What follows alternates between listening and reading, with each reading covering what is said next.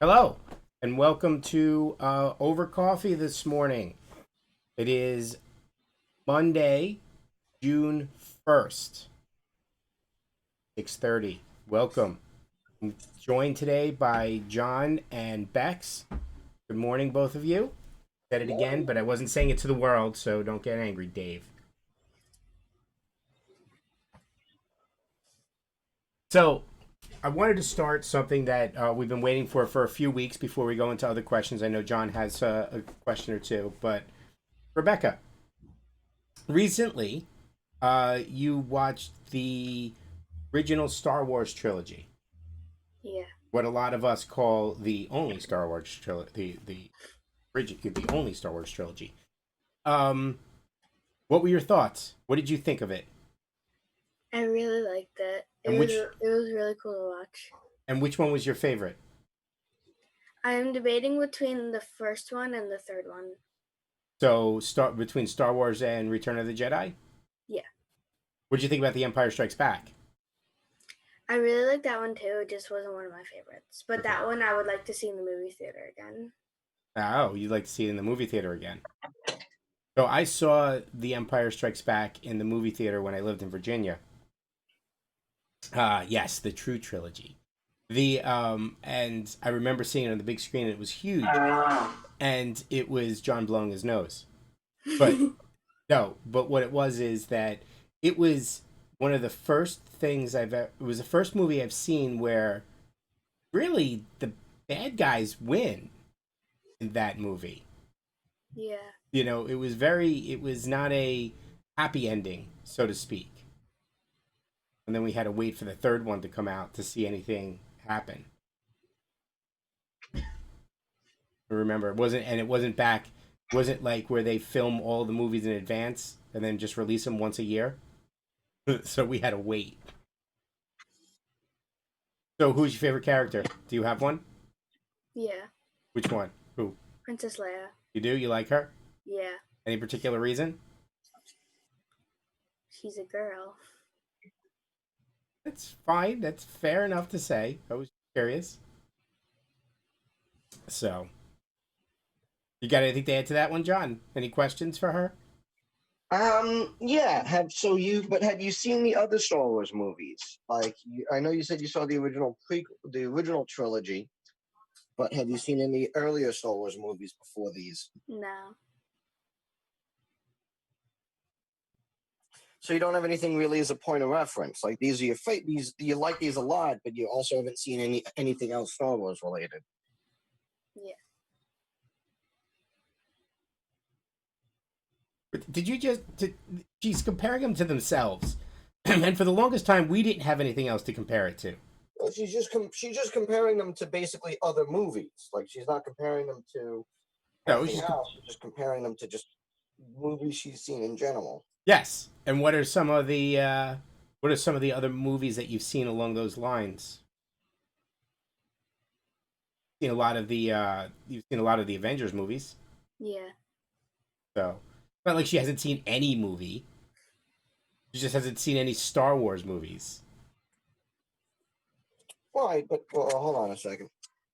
I'm still getting ready, so I'm going upstairs. But John has put on his tie. well, how about this? Let me just open my question real quick. Okay, go ahead. You got it. Let me ask my question Yes, real Mom. quick. Rebecca, what kind of stuff in general do you normally like and gravitate towards, and what specifically about it do you like? What do you normally like in movies? I like when there's either like a twist ending or just like a lot of surprises that you don't expect along the way. A twist. Okay. All right. What kind of genres do you like? I like a lot of genres. I don't really know which one is my favorite. Do you gravitate towards a specific genre, John? Sorry, what was that? I said, do you gravitate towards a specific genre? I mean, I'm not a big fan of romantic comedies. but like I pretty much don't necessarily care whether something is one or the other. What about dramas? Eh, I guess I'm more of like a science fiction action comedy fan. Like, hold on a I second. I couldn't even. I don't think I could even list them like that. I think I just list them based off of what I whether or not the movie appeals to me or not. Because I'll watch most things. Nah, that's not entirely true. I'm with you. I won't. I don't really like romantic comedies or dramas and stuff like that. But not all action space sci-fi movies appeal to me. So, have you watched any other sci-fi movies, Rebecca? Um, I don't know. Yeah, I don't know either. I was just thinking about that. All right. So what's the next set of movies you're gonna watch on the Star Wars? Do you know? Well, a lot of people say to skip over the next three, Yeah, yeah, they do. so that's what I was thinking. But I also hear some people say to watch it, No, so no, there's never anything good. There's nothing good that can come out of watching those. Well, how about this, Rebecca? What was the last movie you remember that you definitely did not like? Good question. I You, don't really know. you don't know? Think about that. Think about that. We can ask you that next week. What movie did you last watch that you don't like? That you didn't really like? I mean, you didn't have to hate it, but it was like, okay, that's nice. Moving on. Something like Well, that. I don't really like too many romantic comedies. There's only really one that I really like. Yeah, which one's that? The Princess Bride Well, is one of the funniest movies that I've ever watched. that's actually just a funny movie. Yeah, yeah. So, okay, all right. So, yes, you can definitely skip over the next three. Don't worry about those. Um, they should be erased from the canon.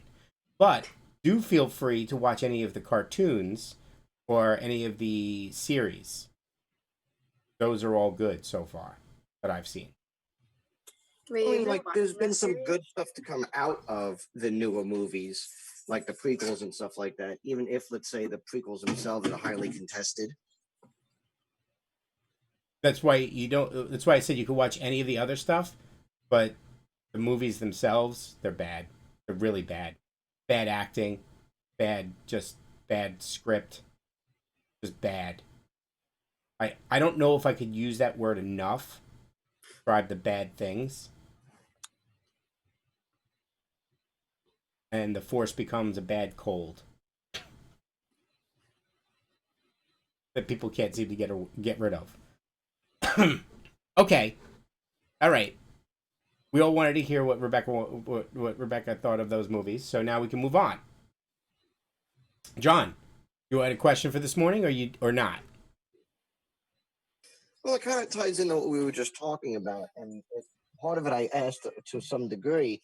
But I was just curious how, like, Rebecca gravitates towards things that she actually enjoys or likes versus things that are specifically designed for, let's say, an audience like her.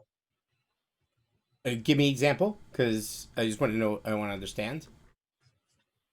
Well, so, like, for example, like with Rebecca, besides Star Wars, fine, and I know you said you've seen other movies. What was the last thing that you enjoyed that you think was maybe more designed for you? Like whether it was like a movie or a TV show or even, let's say, music. I don't really know. It might be one of the Avengers movies, but I'm not really sure.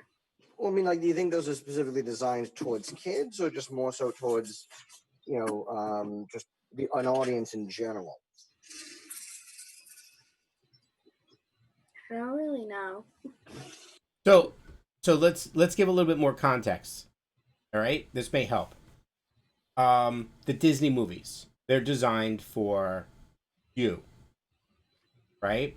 Whereas the Avengers movies, I think, are designed for an audience that includes kids.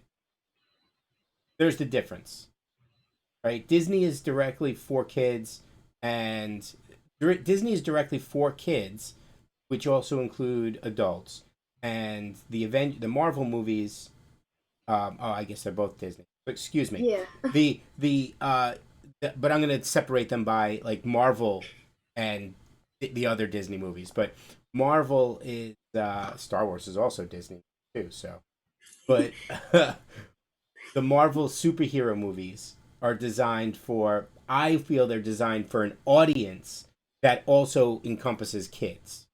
Because my favorite Disney movie is an Avengers movie. Okay. All right. Which Avengers movie is your favorite that you've Captain seen? I know you Marvel. haven't seen them all Captain Marvel is my favorite so far. so far. Okay. Very good. All right. I see where she's gravitating towards. That's good. I've seen it like 10 million times in 1 month. That's it. Only 10 million. You're slacking. You need to watch it more. Did that answer your question, John? Not necessarily, but at least I was just trying to get like an idea of like how receptive kids are to things that are specifically like marketed towards them So versus things they just naturally gravitate towards.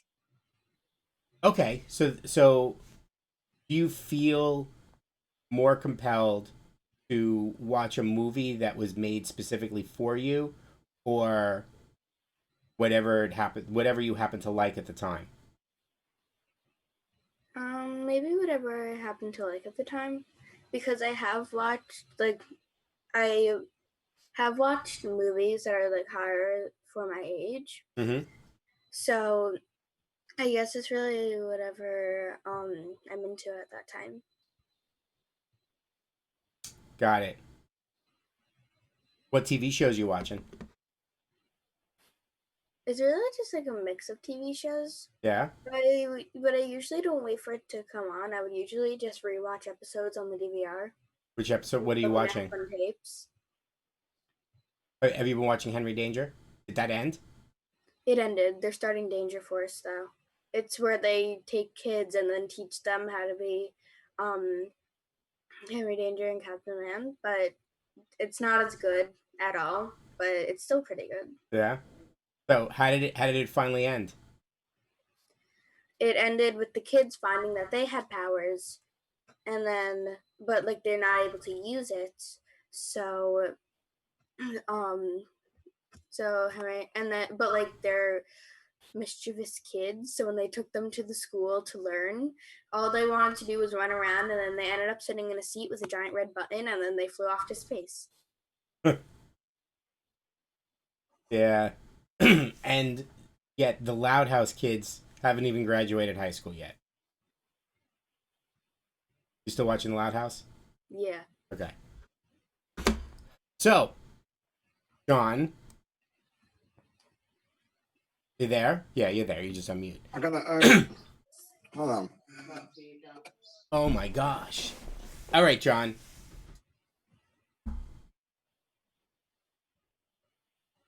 Question to you. Do Go you ahead. do you so it really what it boils down to, your question what it boils down to is how do you determine what movie you're going to go watch or go see? I guess it's gotta be something that looks interesting enough, I suppose, or at least has something that like I'm gonna specifically enjoy. But even then, that's not a guarantee because if it looks like it's gonna be bad, I'm not gonna go. I'm not gonna go see it. Has there ever been a movie you've gone to see just because you wanted to go see it and you knew it was going to be bad? Mm, Not that I can think of, or there's nothing that comes off the top of my head. But there's definitely movies that I've seen that I wanted to see, and then ultimately ended up being very disappointing. Okay. All right. Like I saw Zombieland 2 and I knew it wasn't going to be like a high-end movie. It was going to be a silly put together type of movie, but I went to go see it because I wanted to go see it. And it was exactly what I thought it was going to be, and I laughed and it was funny. Mm, So what you're saying, John, is advertising doesn't really work on you. You're just going to go see a movie because based off of what you think it's going to be.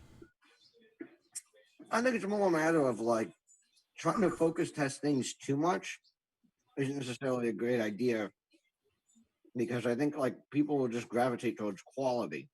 Like you can't make something good by committee. I have no idea what that means. There's a lot of Okay. quality movies out there that I think are Like if horrible. you're like, hey, we need something that's going to be good for kids, Rebecca's age 10 to let's say 15. I hit the range, right? Uh, Almost, but yeah, we're gonna go with 10 to 15. Sure. What is she 9? Yeah, My for another birthday's month. coming up in a month and 1 day. Yeah, month and 1 day. Oh, she's younger than I thought she was. All right, fine. 9. Let's say fine. 8 to 14. Well, I gotta meet this. Hold on. So we get to watch John eat breakfast every morning, which is pretty fun in and of itself because I like to make him talk while he's eating breakfast because it all comes out mumbly. What are you eating? Are you eating Kix? But what I was trying to say is, He didn't tell us what he's eating. I told you. What is it? What do you think? It's kids. Kix. It is Kix. Yeah. Kid tested, mother approved. Yeah, kid tested, mother improved. The worst cereal in the world. Not the worst in the world. It is the worst cereal in the world. Cinnamon Toast Crunches. No, it's not. Frosted Flake. No, like, I don't know, like raisin, like. Do you want one of these? Yeah, thank you. Okay. What I was trying to say Worst is cereal. like things that are designed by committee. Like, hey, like what do kids eat? Like, what's popular with 8 to 14-year-olds? Well, like they like female-driven shows. They like, let's say, princesses. They like horses. Or what's trending right now. Oh, people are really big into things with their phones. So let's make it about a teenage girl who is really into phones who rides a horse or something like that. And then like, well, what is the story going to be about? Well, it doesn't matter. We'll figure that out later.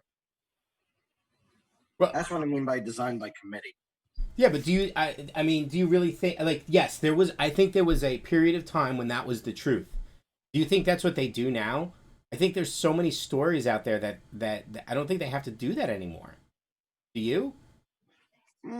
I think they may add something a little bit more, but I think it's less that there's so many stories out there and more that there's just so many platforms. But at the same time, then there is still a lot of that just generic stuff that floats around. Maybe a lot of it just ends up like dumped on the Netflix or the streaming services. But I mean, granted, like. so I maybe would be very dump is- careful about using the word dumped because some of the shows that come out on the Netflix and the streaming services are super high quality. Yeah, they have their share of clunkers as well, but they're coming out with some of the best shows out there now. Not so much in the movies perspective every time, but No, I'm not talking about like the high profile ones, but like let's say for every one show that's like that, I would say there's maybe at least an equal amount of like 20 or 30 that are trying to be the next big thing, but are just lacking that like, I don't know, lacking elements that a lot of people just kind of catch on to it. And not to say that maybe they don't find that an audience, because like when you have a streaming service and when you finish with one show, especially if you're younger, maybe you'll just move on to something else. Well, all right, let me put another. Let's ask the expert, Rebecca. When you want to watch something and you want to maybe watch something new, what is something that you look for specifically when you're looking for something new? I really like comedy, but I also like action and adventure. So I don't really know like which one I would choose over. Basically, just something in that category. Well, like, do you read the description of a show? Do you just like the screenshots and like, well, maybe this looks cool? Well, they would always show like 10 million commercials before they actually air the show. So I would get like a good idea. Each commercial would be different, saying a different part of the show. So I'll get a good idea of what the show is about. And if I like it, then I'll watch it when it eventually airs.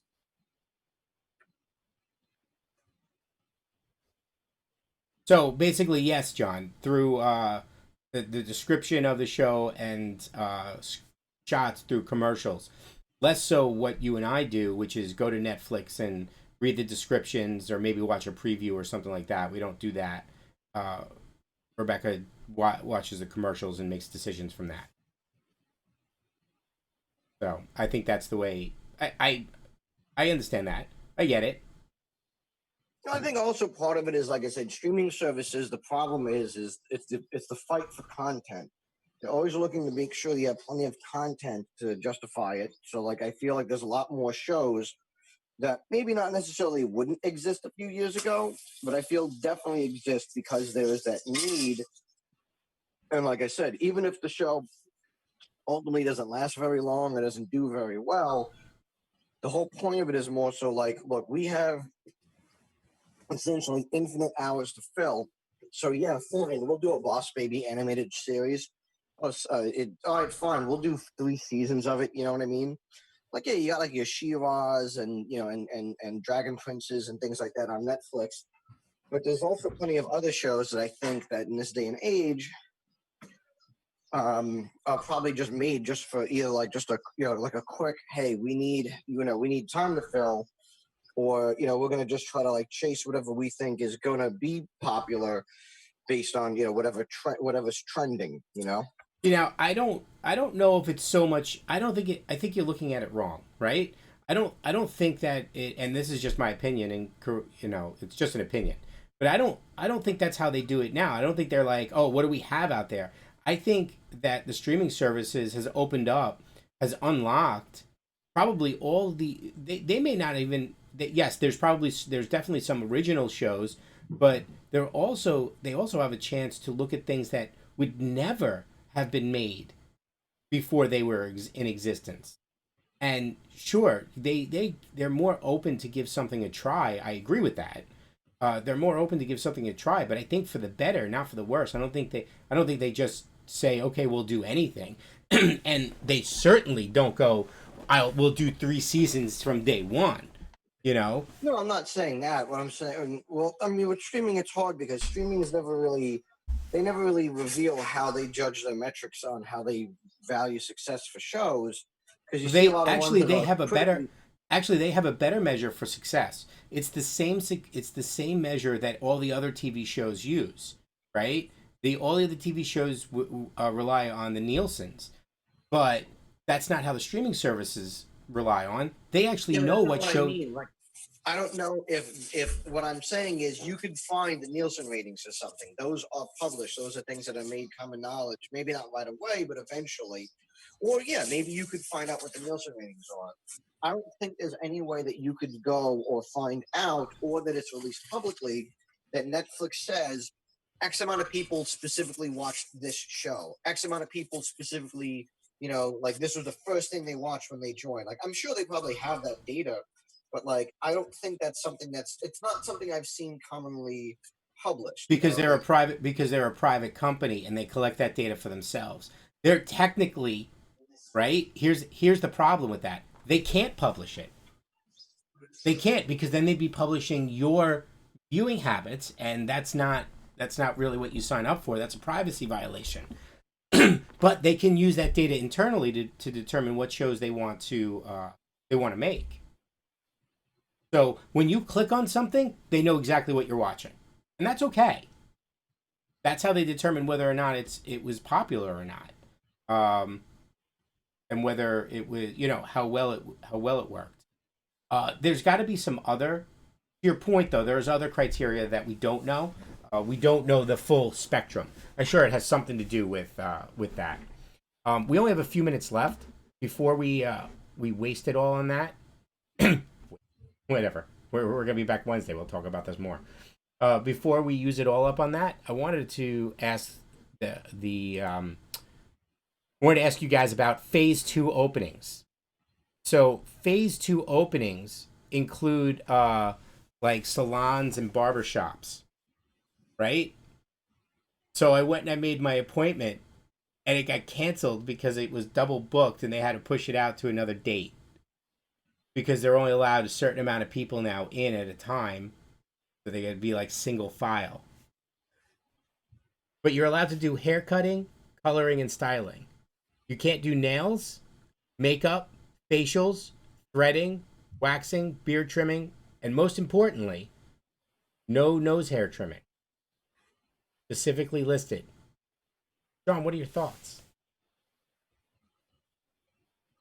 Well, I mean, considering that like I don't have a whole lot to work with, stuff like that, I haven't really been doing nails. What? I haven't been to like a nail salon or a place like that in a while. I mean, granted, like I can't do it either. Real estate can't. real estate can't open up either. Well, well, no, that's what he's talking about. Phase 2 is going to be rolled out soon. But is that your dad? Here's something that maybe I'll point out, and this might go a little bit over, so I'll try to keep it brief. I went to Home Depot yesterday. Me and my mom went because we are doing some yard work, which I actually have some pictures. Yeah. We basically redid the entire garden in the back of the house.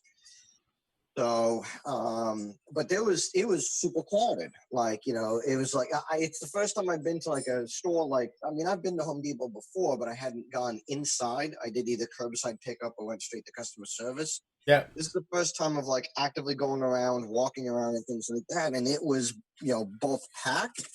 I mean, that there was just a ton of people there. But also at the same time, everybody at least was wearing masks. Like, Did you see Chris? Everybody was. Like, there wasn't necessarily a whole lot of social distancing going on because it was kind of hard. But, like, you know, they were at least making efforts to try to rein things in.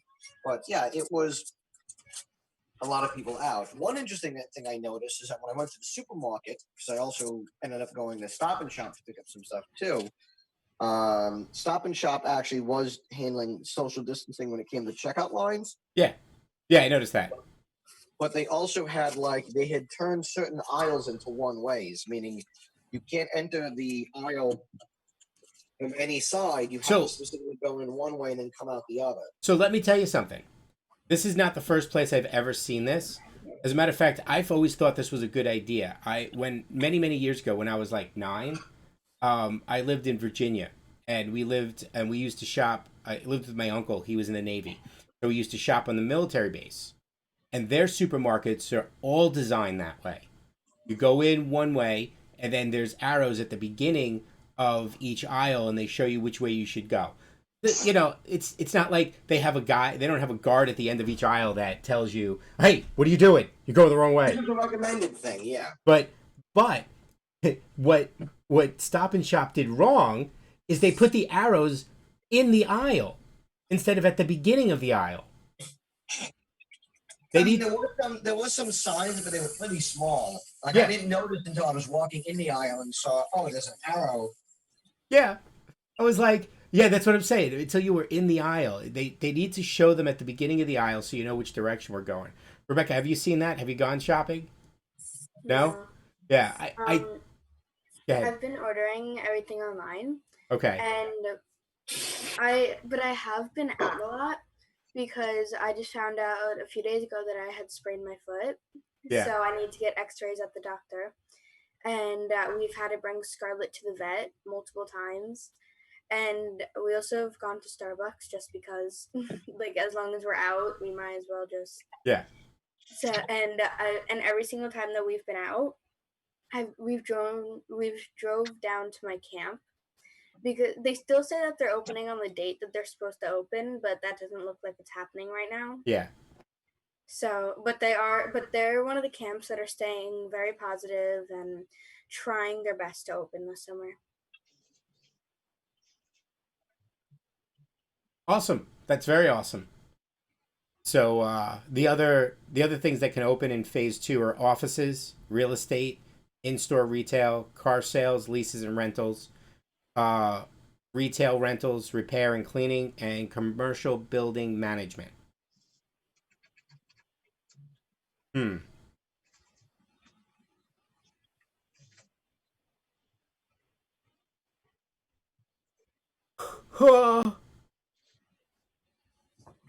Why are we watching John do his morning routine? What's the matter? Why are we watching John do his morning routine? Because that's what he does for Over Coffee. It's Over Coffee with Dave Rich and John's morning routine. Oh, maybe here's something interesting that we could ask on Wednesday. What stuff is scheduled to open during phase 2, or even let's say phase 3? that you think might not necessarily open up right away, regardless, just because people might still be a little cautious? Okay, that's interesting because I see some stuff here. But okay, yeah, we can ask that question. Um, Or do you think that, like, once things start opening up, people aren't going to care, that they're looking for such a return to normalcy that they're like, yeah, whatever, like things are back to normal. It was a weird couple of months, but hopefully next year they have a cure, Well, not a cure, but you know what I mean. yeah. Because I got a feeling that based on how people were out and about yesterday, even though they're respecting the masks are really, like I said, if you potentially have it, it's to minimize exposure for other people. It's not necessarily to avoid people from getting it. And I would say, honestly, the only way to really guarantee would be, if, for people to still isolate. But I mean, I know that people literally can't do that forever. But I guess the only other thing I could think of is, like, yeah, how many people who maybe weren't severely impacted, or who maybe were impacted, but don't necessarily believe all the stuff going on, might just say, like, well, if things are back to normal, let's go back full force, or versus people who might be like, I don't care if he said that I can go to the nail salon, I'm still going to do my own nails, or I'm still going to do house calls. Like, I'm fine with somebody coming to my house to do it, but oh, that's something. Do we think that this is going to give rise to a new industrial wave of house calls again? That's very interesting. I think takeout will become a lot more popular. Dining out will not be. Uh, maybe, maybe there'll be more space in some restaurants. Not that you'll be able to get the reservation to go, but the tables won't be so on top of each other, which always bothered me. Anyway, so all right. Well, that brings us to the end of. Or maybe you might just see more of this, like, booth style restaurants. Like, like, think about it. You go to a lot of diners, and there's usually, like, all right, there's booth seating, but then after that is when it opens up to more open areas. What if they just, like, all right, we're going to make, like, cubicle style seating because we have to. Seal everybody in their own private room. Like, that's one thing I thought was interesting, and then a lot of the checkout places and some of the places I went to now have, like, those plexiglass dividers, which to me sounds like something they probably should have always had, but don't, or didn't. Oh no, I'm with you. I hear you. I hear you. All right then. That brings us to our end for today. Rebecca, thank you for joining us. We'll see you next Monday. Hopefully Dave will come back soon. I think he's scheduled for Wednesday. John, thank you very much. And we'll touch upon. I guess I'm the only one who actually has to go get their haircut. Ha ha I wasn't making fun of you. You pointed it out. And we'll talk a little bit about in-store retail, because I know we've been discussing about how the store is going to reopen and whatnot. So see if we have some opinions on that. Other than that, everyone else, have a good morning. Want to say goodbye before I? Goodbye. Have a good morning. Good morning. Have a good day.